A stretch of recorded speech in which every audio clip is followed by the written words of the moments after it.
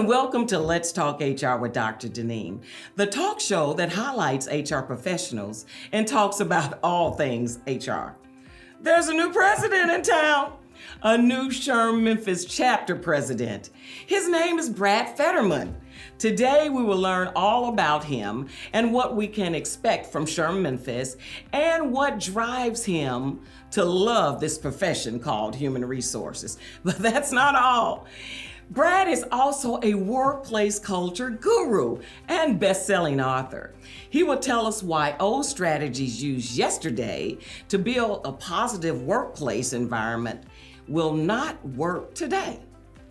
He will tell us the secrets on what we should do different. Welcome to the show, my friend Brad. How are you? I'm doing well. Thanks for having me. Hey, I got that handshake. So glad that you're here today. Actually, this is your second time on the show. It is, yeah. Yeah, and actually it was about 2 years ago, almost to the day in February of 2022, when you taped and we talked about workplace culture. Yes. But today, there's a new president in town. His name is Brad Federman. You are now the president of SHRM Memphis chapter. I am, yes. How do you feel about that? I'm excited and a little nervous. There's a lot going on there, you know? It's a lot going on, So to bring our audience up to par about SHRM and SHRM Memphis, tell us what is SHRM and what the mission of SHRM is. You know, I'm going to take a different stance than I think typically people take. You know, SHRM stands for Society for Human Resource Management. Yeah. And people think about human resources. And yes, that's essentially what it is. But I think it's about bettering businesses. Okay, bettering businesses. We want to create businesses that are successful for both the bottom line and for the people in them. Okay. And I think we need to create healthy cultures and environments. And I think human resources is typically seen as compliance-driven, legalese, those kinds of things. I think we need to broaden that scope. Okay. And we need to think about this from the standpoint of, you know, think about this. If you're going to put a product out, if you're going to deal with customers, if you're going to manufacture anything, think of any business, anywhere in that business, it only happens when people touch it. Yes. Right? And so, to me, it isn't a segment of a business. It is something that we deal with that actually makes or breaks your business. Yes. It's core to your business. And I want businesses to think about SHRM from a standpoint of a resource on how to improve the way we work and the success that we can have. All right. Yeah. And that is so true. That's so true.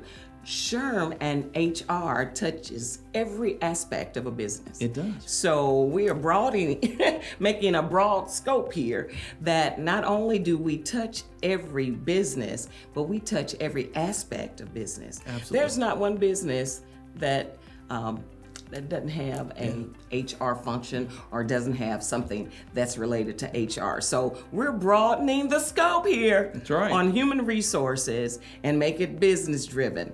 Absolutely great. So now you're the president of SHRM Memphis and the Memphis chapter. Yes. And so as president, what should we expect from SHRM Memphis?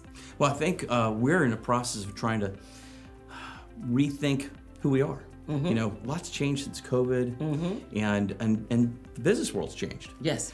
Human resources is changing. So, you know, we think it's time that we reevaluate. So we're spending a lot of time collecting data. We have a Voice of HR survey that is not for SHRM members. It's for anyone related to human resources in our community. And we're utilizing that to make decisions on how we want to move forward as an organization. We have been very successful. We're actually one of the more successful chapters in SHRM. Oh, yes. But we don't want to rest on our laurels. We want this to continue to grow, right? And that's the first thing. The second thing I think it's really important is we want to represent the entire community.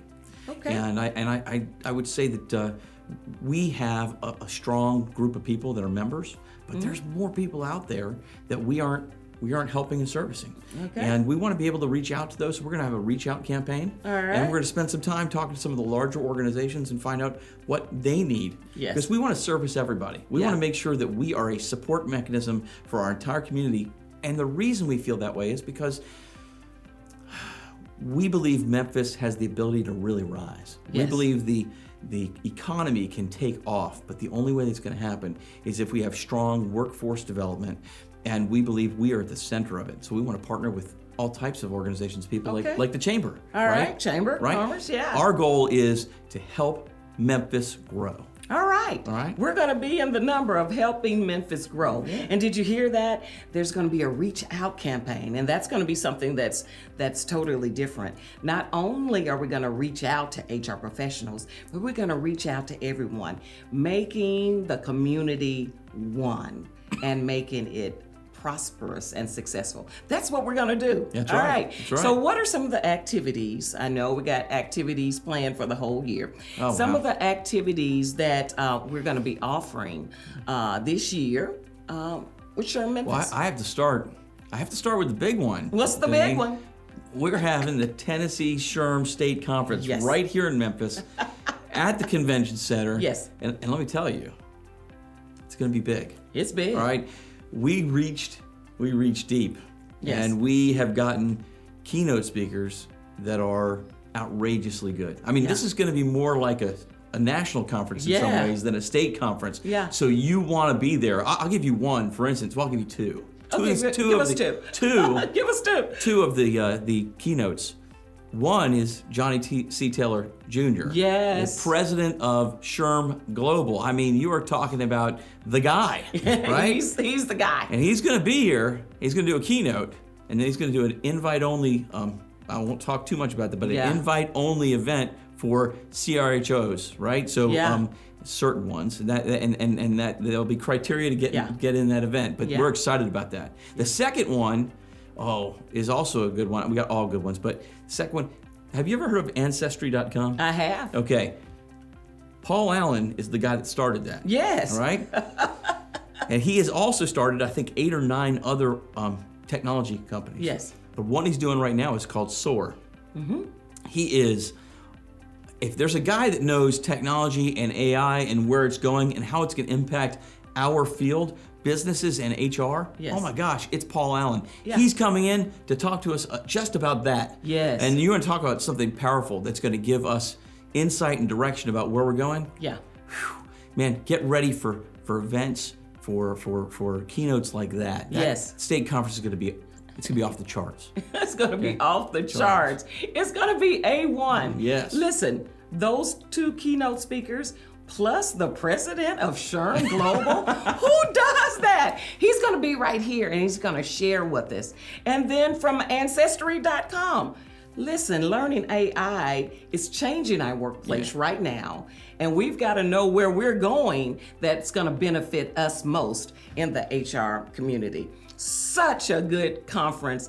And it's here this year, and it rolls around every 4 years. You can go to tnshrm.org and register for the state conference. I love it. You don't want to miss it. No, you don't want to miss it. And it's filling up already. I'm amazed. It's early registration and the blocks being used up at the hotel. I mean, people are excited about it. It's really going to be good. Yes. So, Another keynote thing that's happening in SHRM Memphis is the legal conference, which is going to be here in April. It's coming up in April. You're right. It's going to be great. It's always great. It's the event of the year if you are concerned about legal issues in HR, and sometimes there are certain people that's the main thing they want and they go to, and you don't want to miss it. It's going to be fantastic. We're excited about it. It's always a success. People love it.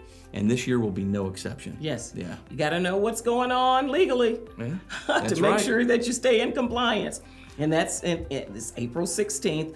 Go to SHRMmanifest.org and register exactly. You're amazing. You got all the dates in your head. You got the websites, the URLs in your head. I'm loving that. I tell you. Hey, I bleed SHRM. HR. I do. Yeah, just kidding. Anyway, so in talking about the advantages of being part of SHRM and part of HR and being part of this community building entity that we're building, right? How would you say, or what would HR professionals gain by becoming affiliated with SHRM? Well, the first thing is to be affiliated with us doesn't really cost anything. Doesn't cost you nothing. The cost is with National SHRM, but we did the math, and this is really important. We started what we call an MVP program, which is really about understanding who our stakeholders are, Yes. right, and inviting all of them, right, members, volunteers, and partners. Yes. And one of the things that you need to know is how much does SHRM cost again? It's like $275, Yeah. something like that. $275 for a year. You join, you affiliate with Memphis for free, SHRM Memphis for free, and you get over $13,000 worth of value Yes. from being part of SHRM National. And by the way, even if you're not an HR person, this is a shout out to any small business that is struggling because they need help and they don't have an HR person and they can't afford an HR person and they don't have fractional help. Sometimes they go out and get fractional help. Yes. If you join SHRM, you get all kinds of things. Templates. Yes. You get templates for handbooks. You can call up and ask questions from people who are in HR field who will help you. Now, that's valuable. It's so really valuable. So we want you to know that SHRM's not just about HR. Again, I told you earlier, it's about business, right? So if you're a small business and you need help, SHRM can help you. The other thing is, locally, I'm telling you, if you show up to a meeting, you're gonna learn. But beyond learning, you're gonna network and you're gonna find out who knows what. And if you find out who knows what, when you have a challenge or problem, you know who to call. It's a little investment, a short investment that you're gonna make that will foster relationships that will help you succeed in your business down the road. Yes. You don't wanna say no to that. It's just, it's helpful. Right. Who are you gonna call? It used to be a song that said Ghostbusters. No, you're gonna call SHRM. That's right, I like it. You're gonna call SHRM. So let's switch a little bit and talk a little bit about HR. This is not your first time at the rodeo in human resources, right? No. So tell us about your HR journey. I remember collaborating with you. I remember coming up through the ranks with you all of the 30 years that we've been doing this. Yes. Tell us a little bit about your HR journey. Gosh, well, it started, in 1968. It was a cold. I'm just kidding. It started. When I was young, I went to a camp that made me learn about leadership and problem solving, and I loved it, and I wanted to figure out how to do this work in the workplace. So when I went to school, it was University of Maryland, I decided I would look for a major that allowed me to do that.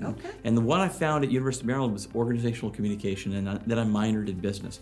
And then that took me to what is now called Accenture. Back then it was Anderson Consulting, and there was a really long name, but the short name was Anderson Consulting. It's now Accenture. And I cut my teeth with them. And I loved it, right? I loved it. And so I continued in the space. We focused on change management, knowledge transfer, those kinds of things. And so from there, I actually started doing traditional HR work for a company called Norell. Okay. And I was doing orientations and compensation and hiring and that kind of thing. And I liked it, but I liked the strategic stuff a little bit more. It's just me, right? So I said, how am I going to get back into some of the strategic work? And so I went to Vandy, which was my first foray into the South. I was, forgive me all, I grew up in Maryland, and I also was born in New York, forgive me. But I have grown to love this place, and this is home. I've been here for a long time now, and I love it. I went to Vandy, and I got my master's in human resource development. All right. And then I went to Louisville, and I actually was in charge of their management development, org development for Humana Inc. Yes. And that's actually where I met my wife. Yeah. And then I ended up getting recruited out of Humana a couple years later. And that brought me to Memphis because a company here wanted to hire me, and Memphis became home. And so I worked for them for years, and I moved up the ranks, and we actually grew that company until we did a merger roll-up, and they decided to relocate to Provo, Utah. All right. I did not want to go to Provo, Utah. Utah was not for you. I love going there to ski, but I didn't want to live there. And so we stayed here, and I set up shop and started my own company, and that's kind of how I got into running my own business. Wow. But organizational communication and workplace issues were the things that kept you, I guess, excited about the industry. I've always been fascinated with issues around psychology the way people interact, the way they work, what creates success, what hinders it. And so I've spent my entire life studying and working around those kinds of things. Right. Human motivation. Why do we do what we do, right? Yeah, absolutely. Why do we do what we do? Now, so you're not only the SHRM Memphis president, let's be clear. He is also an organizational guru that we talked about here, but he's a best-selling author. Tell us about your books. Oh, wow. So the first book I wrote was called Employee Engagement, and it was great. It was fantastic. It was actually a wonderful book. Did well a few years back. Yeah. And I actually wasn't planning on writing the book. I got a call from the publisher. Somehow they found out about the work we were doing, and they were intrigued, and they asked me to write it. So I partnered with them and did that. The next book I wrote was actually just co-authored. I wrote a chapter in a book called 101 Ways to Enhance Your Career. Oh, yeah. And my chapter is all about accountability and ownership for your career, which I think most people don't take as much accountability and ownership for their career as they should, right? And then the latest book is called Cultivating Culture. Yes. And it's all about how we can create culture in short bursts. You know, we don't have time anymore. Everyone's overloaded. Yes. It's too busy, and we have to find ways to integrate culture building into the way we do business. Yes. And this book is all about that. It's not about creating something brand new. It's not about some outrageous new research. It's practical activities and discussions that you could have as a part of your team meetings, culture workouts, if you will, that drive better engagement and a common shared set of working principles. Yes. Culture workouts in 15 minutes or less. Let me tell you, I use this at work. I'm telling you, because we don't have a lot of time, right? Everybody is doing everything more with less. But in 15-minute spurts with your work team, the activities that's in that book, it brings forth reflection. It brings forth community. It brings forth leadership. All of those things, all tied into one, and you can do it in 15 minutes or less. Cultivating that culture, that's what you want to do. Now, let me ask you about strategies and culture. Sure. Now, I remember you saying the strategies we use to foster workplace work culture yesterday are not the same ones that we will use today. Yeah. What should we do different? Well, I think there's a couple things that are different. You know, the day of proclamations is gone. I remember when my dad worked. This is years ago. Okay. Right? This is how the organization has changed over time. There used to be a time where they created neighborhoods for companies. Companies basically hired you, and you had to live in a certain area, go to certain stores, work in certain places. I mean, it was. They used to call IBM was best known for that years ago. It's changed. Organizations held a lot of power. Yes. All right. Yes. The truth is that power has shifted over the years. People look at young folks as being entitled. They're not entitled. They're smart. They realize there is no such thing as loyalty. Right? They've seen their father, their mother, their uncle, their aunt work hard, commit, miss Little League games, do all kinds of things, and then they lose their job. They're 48 years old, they're out of the curb, and they are struggling to find new work. And the feedback they get after being told, hey, you're so good, we couldn't do this without you for years. Their evaluations look great. Now they're being told, your skill set is stale, and we can hire somebody for half the price who's younger. Wow. So these young kids know they have to work for probably about 50 years. Yeah. And they say it's going to get up to about 70 years. Think about 50 to 70 years of work. In a time where the world is changing so fast. You'd have a skill set that would last your career. Yes. And then they said maybe 15 years. Now they're talking about your skill set may only last 2 to 5 years. Oh my goodness. Right? So think about this. If you have to upskill constantly, you have to upskill constantly, and you know there's no loyalty, and you have to stay working for 50 to 70 years, you have to stay relevant. Well, that makes you think about the workplace differently. Yes. So here's what people want now. Yeah. They want to know, are you going to make me faster, better, and stronger today than I was yesterday? Yes. Are you going to make me more competitive today than I was yesterday? Because if you are, then I'll stick around. But if you're not, I'm going somewhere where they'll develop me because I can't afford to go stale in this environment. Wow. Yeah, that's what they want. They also want flexibility. They want to have a life. I left a workplace yesterday And they are on 10-hour shifts 6 days a week. They spend over 60 hours a week at that workplace. Yeah. And they're losing people. And the reason they're losing people is because people want to have a work life and they want to have a personal life. They want to have both. They want both. And they're demanding it now. They're demanding it now.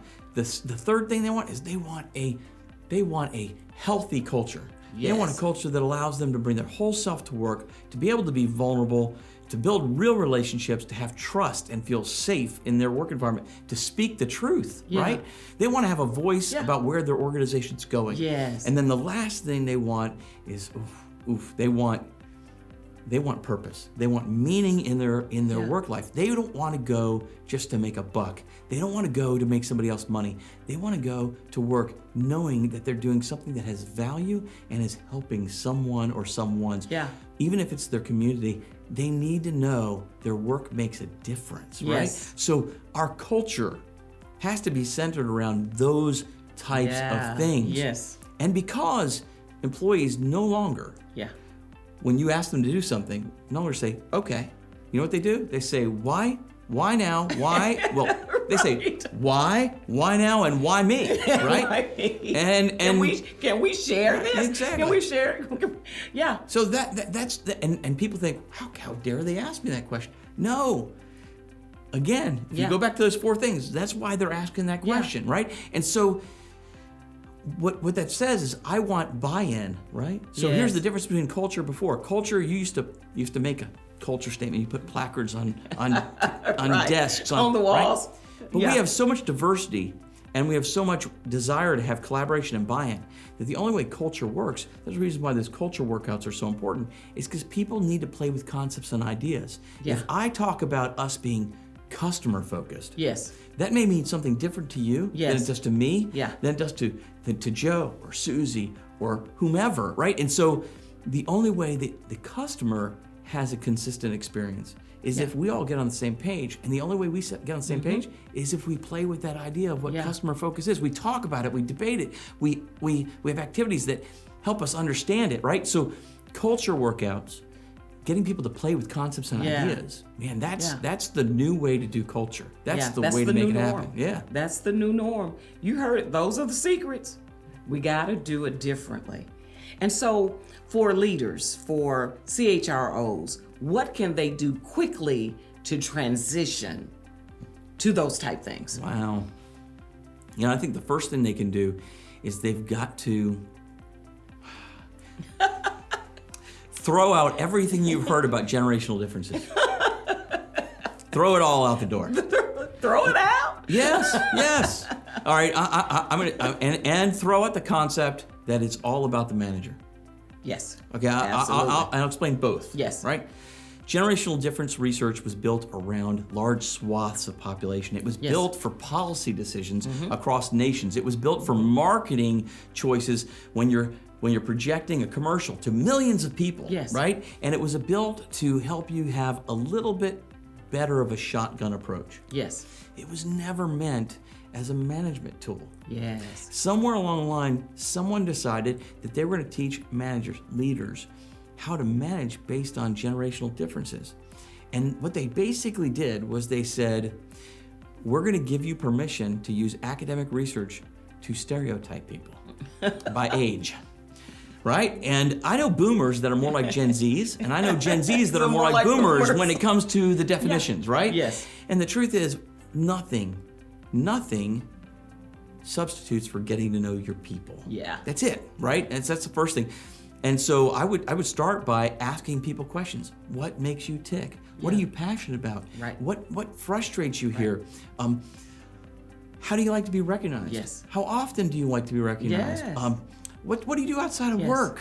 I get to know your people individually for who they are. Yeah. Business is personal. That's it right there. That's the first thing. So that's the one thing I think we need to do is we need to change that. In fact, the research shows that our belief in generational differences is what causes the differences, the conflict, and the problems. So if I have a 40-year-old that says, hey, I'd like to talk to you about a promotion, if I believe that generational differences shouldn't get promotions, right? You believe that? If I believe that in the generational differences. And I believe that 40-year-olds are have more citizenship and have put in their time, and so therefore they deserve a promotion, then I'm more apt to give one. And if I believe that young people are entitled, when somebody asks me about a promotion, I'm going to think, oh gosh, look at that entitled person. Same behavior, two different people. Yeah. And I judge it differently, not because it's different behavior, but because of my bias, right? Yes. So throw the generational differences out. Culture, yes, leaders play a significant role in culture, but culture is everyone's responsibility. Yes, we are everybody all does. stakeholders. Yes. And so the idea that we put everything on a manager's shoulder is crazy. First of all, if you have a bad manager in your company, I wouldn't blame the manager. I blame the system that hired that person, developed the person, promoted that person, has retained that person, and recognizes and rewards that person. Because they're a successful manager, maybe a terrible leader, but a successful manager in that company because the culture and system allows it. In some cases, it promotes it because we talk about culture one way, but when the decisions get made, sometimes we say it's profit over people. I don't believe it's profit over people. I don't believe it's people over profit. I think it's profit equals people, and you've got to find a way to strike that balance. Profit equals people. And this is what this entire show was about. Building that building the culture that we need, and building the people that make everything run. Oh, Brad, thank you so much for coming on today. This My has pleasure. been absolutely wonderful. This is we're just gonna put a pin on it. We're coming back again. Oh, We're coming good, back again. good. All right. Wow. Now we know the new SHRM Memphis president, Brad Federman. Plus, we learned the secrets to building a successful workplace culture. We received valuable information from one of the experts in the workplace and organizational structure space. As HR professionals, it's so important that we stay abreast of issues such as this one so we can make the appropriate decisions that impact our workplaces today. Last, HR professionals, just a reminder, I encourage you to go to the SHRM Memphis website and register to attend the legal conference in April. You don't want to miss it. Plus, the Tennessee State SHRM Conference is here in Memphis. And at this time, it's going to be a great thing. So please go to the SHRM, Tennessee SHRM, SHRM.org, and go to that. This is HR TV. I'm Dr. Deneen, and I want to talk HR with you. HR forever. See you next time.